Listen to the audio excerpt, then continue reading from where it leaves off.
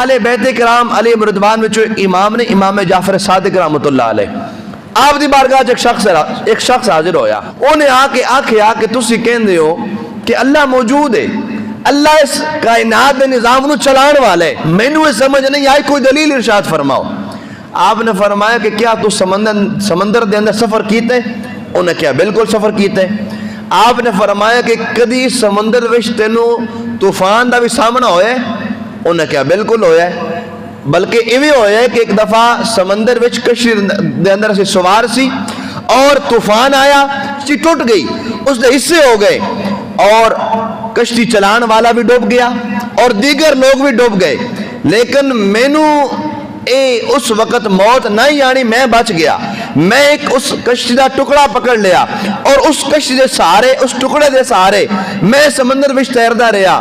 تے طوفان چونکہ زیادہ سی تے اس کشتی دا حصہ بھی میرے ہاتھوں الگ ہو گیا تے میرے کول اور کچھ بھی نہیں, میں بے سہارا ہو گیا. آپ نے فرمایا کہ کیا تین اس وقت بچن دی امید آئی؟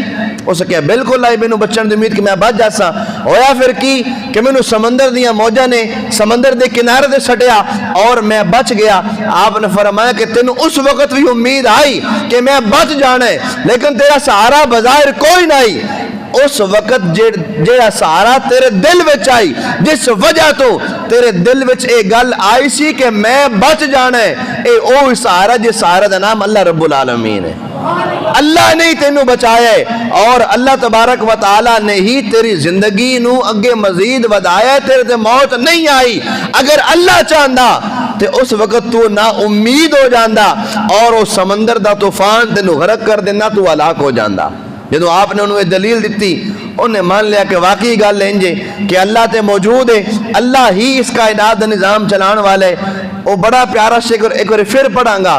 تو ہی مالک بحر و بر ہے یا اللہ ہو یا اللہ, تو ہی خالق جن و بشر ہے یا اللہ ہو یا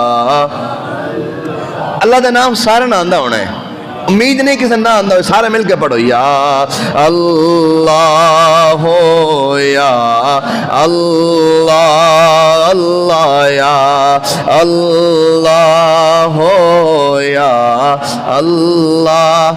اللہ رب العالمین دی بارگاہ دے اندر دعا ہے کہ جڑا عقیدہ توحید دے حوالے دے نال چند کلمات تھوڑے سامنے عرض کیتے نے, انہوں اپنی بارگاہ دے اندر قبول فرمائے اور اللہ تبارک و تعالی سانو اپنے اعمال اور عقائد شریعت دے مطابق رکھن دی توفیق عطا فرمائے. آمین. وما علی الا البلاغ المبین.